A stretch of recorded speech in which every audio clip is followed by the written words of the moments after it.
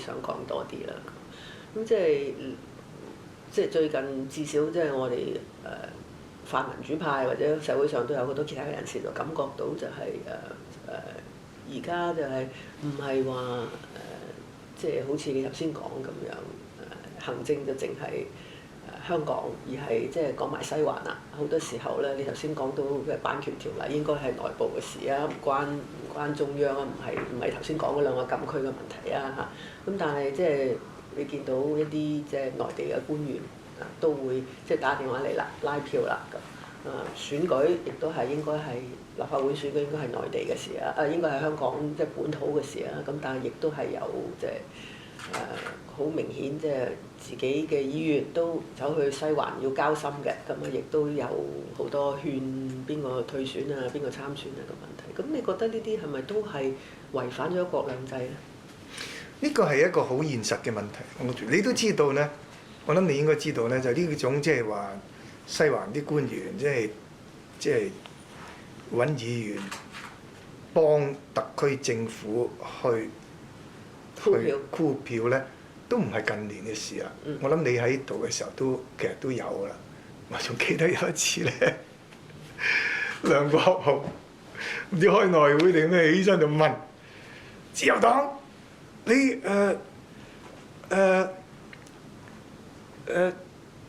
李剛有冇打電話俾你？只係唔知佢講緊咩事嘅，即係佢唔知即係對某件嘢要表決。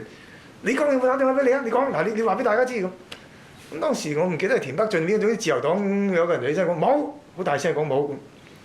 咁開完會出嚟咧，田北俊就掹住我，長毛都唔識嘢嘅，即係問李剛梗係冇啦。嗰問黎桂康有冇，我又唔知點答。即係咁樣嗱，即係呢個咧幾乎已經係即係唔係咩秘密啦，即係已經係多年前嘅事啦。咁呢個咧係我認為呢個係好值得關注嘅一個問題。呢個咧同回歸初期江澤民所講喂嗱，我河水不犯井水，你井水唔好嚟犯我河水啊，係爭好遠啦。嗰陣時回歸，我諗回歸頭幾年真係中央真係好小心嘅呢方面。大家都會唔知啦，即係我哋一路經歷過成個回歸過程嘅印象好深刻啦。回歸前咧，就當時嘅新華社係好高調嘅，成日出嚟講嘢㗎，同阿肥彭嗌交啊嘛。一回歸咗之後咧，換咗人，即係姜恩柱做回歸之後第一任嘅呢個新華社社長，後來就換咗叫做中聯辦啦。我都冇乜人認得佢嘅，佢幾乎都唔出嚟講嘢。咁嗰幾年的確真係好中央係好小心，小心到咩咧？香港有一啲你可以叫做親中團體，包括民建聯，去到內地咧，佢都警告我哋㗎啦。你唔好同我哋講特區嘅管治問題。如果你認為特區管治嘅問題咧，你翻去同特區政府講，你唔好嚟同我哋講，係咁㗎。咁嗰陣時真係咁樣，但係即係慢慢咧，事實上呢10幾年係真係有變化。嗱，有變化咧，嗰個問題就係呢樣嘢，我哋真係要研究點樣去即係所以我頭先我提過，即係第三步，即係其中一樣我想同你探討就係你覺得特區政府同埋建制派，我真係特別係睇到就係話，你覺得即係如果一國兩制真係走咗樣，咁即係至少你都覺得有啲，你都同意有啲部分地方走咗樣。我哋頭先探討呢樣嘢，咁你覺得係咪應該改翻個轉頭咧？呢個得唔得？我哋要分析下咯。探討下係咪？我諗我哋要分析下咯。我哋分析下點解會出現呢個咁嘅現象咯。咁點解出現呢個現象咧？嗰個現實咧就係個現實咧就係喺而家咁樣嘅，即係香港現在同內地嗰個關係咧，就無可避免中央政府同埋中央政府喺香港嘅代表，即係中聯辦啦，佢哋係掌握咗相當多嘅呢個叫做社會資源，譬如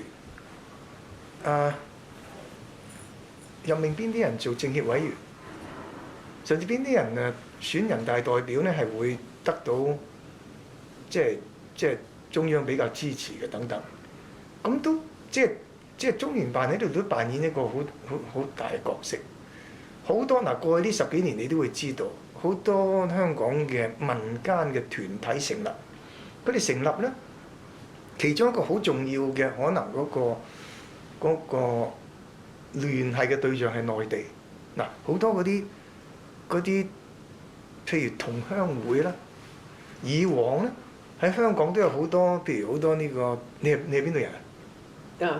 寧波。嗱，譬如以前好多寧波人喺香港，但係過去好長時間，尤其是回歸之前，因為內地嘅嗰個環境，喺香港寧波人咧，佢唔會同內地，佢唔會同寧波嘅政府有啲乜嘢，有啲佢唔覺得有啲咩需要同佢哋打交道啊嘛。而家唔係，而家因為內地呢個改革開放嗰度發展咧，現在佢哋個勢啊越嚟越強喎。但係打交道還打交道咯。嚇！即係我覺得如果你話寧波同鄉會上去同寧波政府做生意或者打交道或者呢個拜年咁，我覺得呢個係一件事。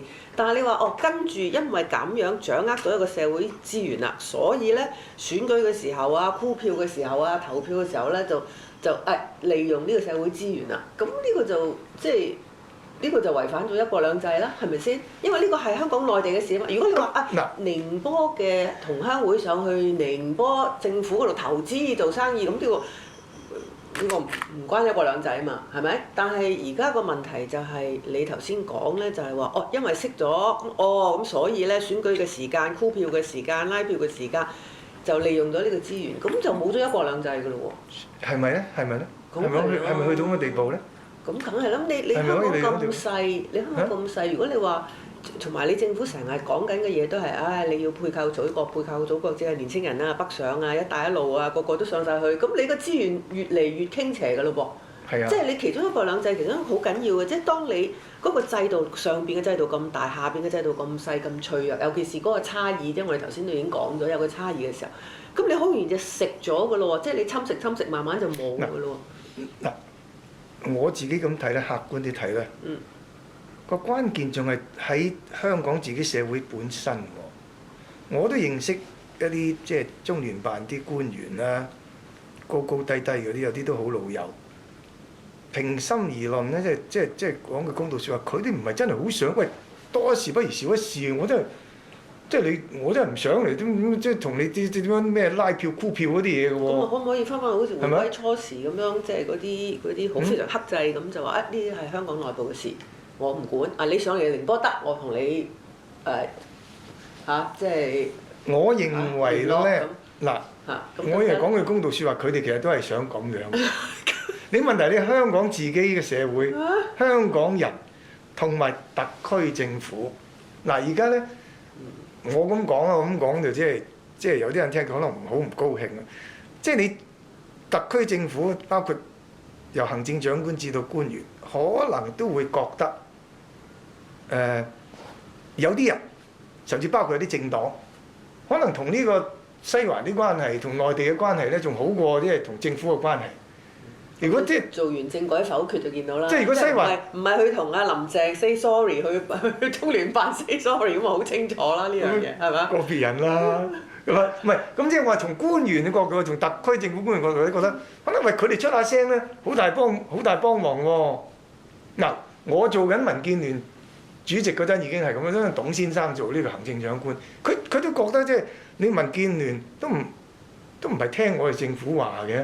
咁所以佢覺得有啲咩事幹？話唔好跟車太貼。有啲有啲人咁講啦嚇，有啲嘢你哋啲人唔聽話咧，咁我不如同呢個即係中聯辦啲老友講聲啦，喂即係民建聯同你哋咁老友，唔該你勸下佢哋啦。呢個咪就係即係自己將呢個一國兩制斷送嘅好例子啦，最近算唔算斷送一國兩制咧？唔係因為呢個係好即係必然嘅一個趨勢嚟㗎嘛。即係如果你人人都係咁樣，即係你靠你上位又好，你靠攞資源攞着數攞利益嘅時候，一定係要靠攏，連政府都要靠北京嘅官員幫你去管掂呢班人嘅話，咁你點樣一國兩制？點樣香港自治咧？嗱，如果真係你哋去到政府要靠北京幫先至管得掂，咁就真係即係你講嘅問題就出現啦。係啦。你個問題出現啦。咁而家係咪行緊嗰步咧？嗱，呢個係令人擔心嘅，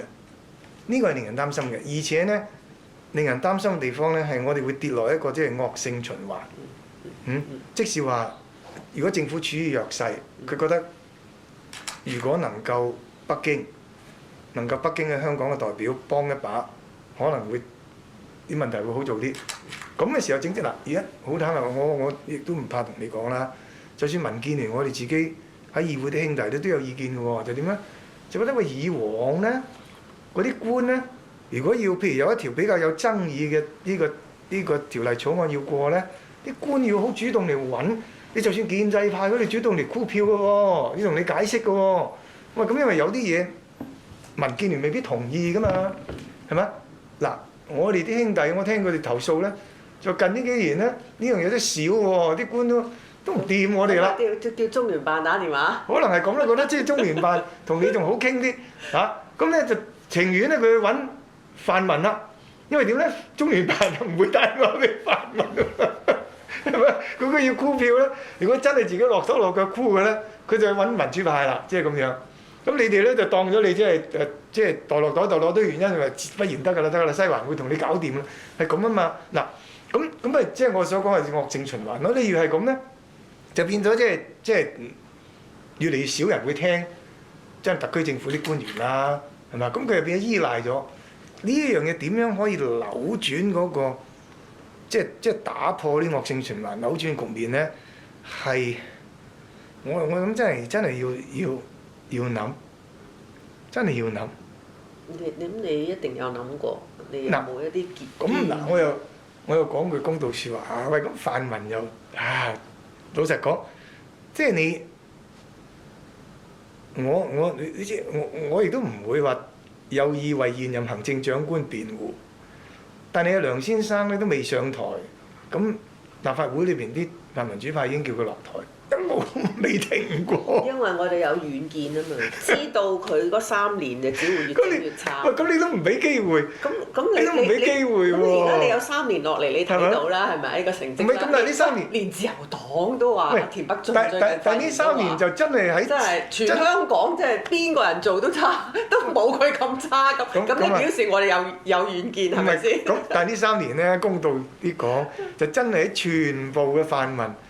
即係完全冇得，即係冇得傾，下定決心要同佢作對咁樣嘅情況之下，佢實施管治係一定好困難。今日唔好講梁振英啦，我哋拉翻講翻一國兩制，即係頭先。唔係，但係我就話咁講啊嘛，即係睇到呢個特區政府如果越弱咧，就一方面北京唔放心，係咪？佢最初頭嗰幾年我先排因為白皮書之後咧，我都掀翻早年啲中央領導人啲講話，喂，個個出嚟講真話，我對香港人係高度信心，香港人一定可以管到香港嚇。江澤民講法，我哋唔應該，亦都不可能去干預香港嘅事務，即係咁講喎。咁即係香港人一定可以管到香港，當時真係有咁嘅信心喎。